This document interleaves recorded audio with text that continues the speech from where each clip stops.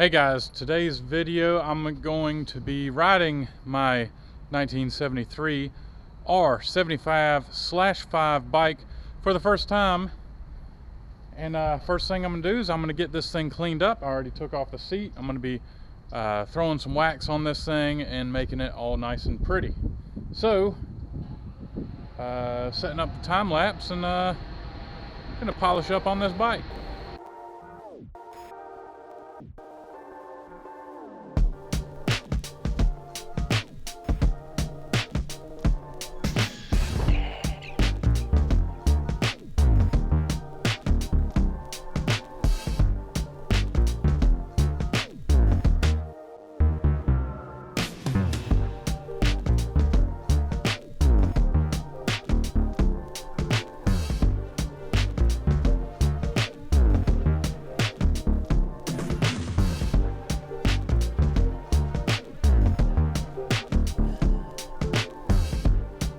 So the bike is looking great. The last thing I've got going on is I've got this seat soaking in a leather and vinyl conditioner because the seat is,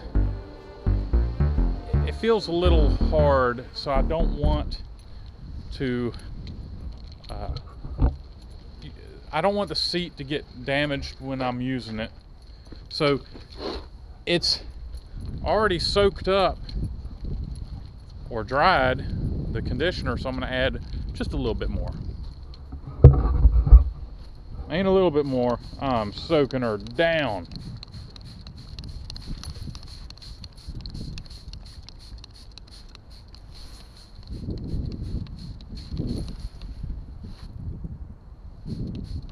Soak it up, baby. Soak it up. So, I'm just going to kind of wipe it down a little bit.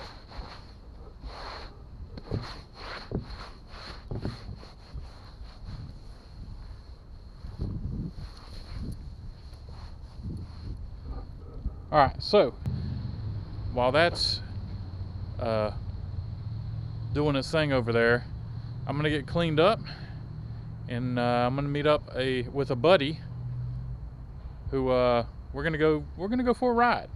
So I won't be alone while riding. I like riding with groups. So I'm gonna let that seat soak, and I'm gonna put it on the bike, head over to my buddy's house, and we're gonna do some riding.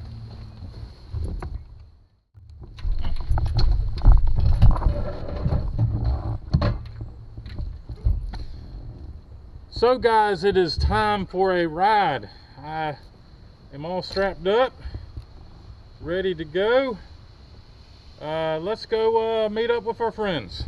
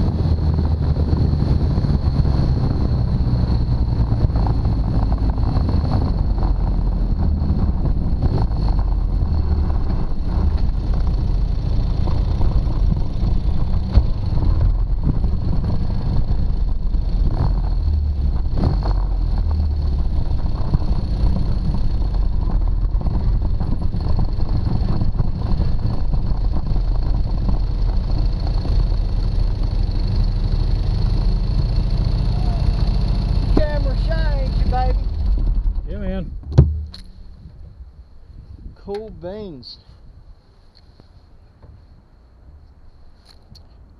Is this good here? Yeah. All right. I just parked out there just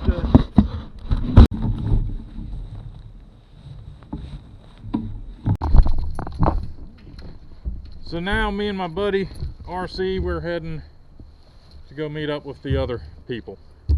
So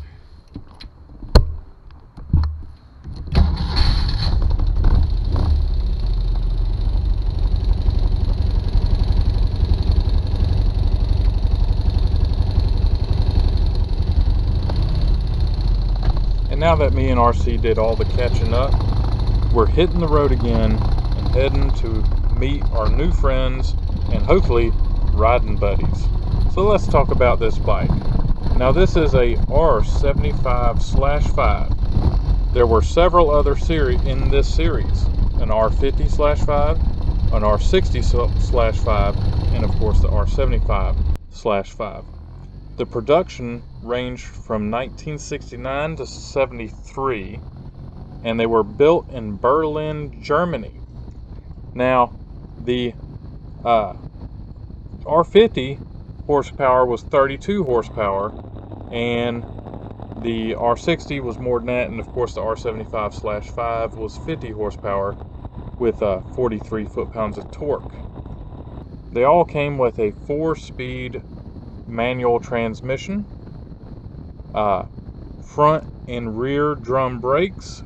Me personally, I don't mind the drum brakes. The next year model, 1974, came with disc brakes, which was a nice upgrade. So, the fuel capacity, this is a good one. 4.7 US gallons. Now tell me, this thing's got some range to it. It could do some road hauling. Now I haven't quite figured out the fuel mileage on this bike, but I'm sure it's not too bad. So, for the 1970 model year, BMW launched the /5 series. The top speed of these bikes were about 110 miles per hour. The 1973 model year lengthened their rear swing arm 2 inches, resulting in the long wheelbase, which I believe is this bike. It enabled a larger battery, which I gotta say, this bike has a huge battery, while retaining the kickstarter. I have yet to been able to kickstart this bike. All it wants to do is kick back on it. It's pretty frustrating when it kicks back. So the 1970 model years, they came out with 12,287 bikes, and by July 1973, the in production reached a volume of 68,956 motorcycles. So let's talk about this bike in particular. Its favorite feature, my favorite feature on this bike, is the paint. The green color is beautiful. I love it. And the chrome on the side of the tank, aka the toaster tank, is another one of my favorite features. It is beautiful to me. I have long wanted one of these bikes, and I finally have one. So I bought this bike pretty recently, and I believe I gave $2,300 for it. I bought it from a very nice lady, Andrea. Thank you, Andrea, if you're watching this video. I'm not 100% sure she wanted to get rid of the bike, but she let me have it anyways. So the price was right, and it came home with me. And with a little bit of elbow grease, I got the thing running and driving again, or riding. I plan on keeping this bike the way it is. I don't plan on doing any changes to it because I believe this bike is perfect the way it is. Another feature that y'all didn't know about is this bike does not have a chain. It is shaft driven. The shaft drive is very nice because it's less maintenance than a chain. But when something goes wrong in the driveline, it kind of gets a little costly and a bit more of a pain in the butt to work with. This bike rides very smooth. The transmission is a bit clunky, but I'm getting used to it. This bike is definitely not for shorter people or people with short legs. Myself, I am 6'1", and when I sit on the seat, I have to stand on kind of my tiptoes. I can't go flat foot on this. But it rides beautifully. Now on these roads RC's taking me on, there's not a lot of twisties. He's saving the twisties for when we meet up with our friends, which we're going to meet in just a few more minutes. Guys, if you like the commentary, please let me know. I might do some more in the future. Now back to the video. So I just got back from my ride. I had an awesome time with my friend and meeting new friends. I didn't video the ride with the other friends because I wasn't sure what they thought of the camera. So I just stopped videoing, and you know what? I enjoyed the ride a lot better. The bike did great. It's got some carburetor leaks. The float is, I think I've got a piece of trash stuck in the needle valve, or maybe a sinking float or something, because it kept puking fuel out of the carburetor. So I'm gonna have to do something about that. But ride was great. And guys, that's it for this video, and I appreciate y'all watching, and I'll catch y'all later.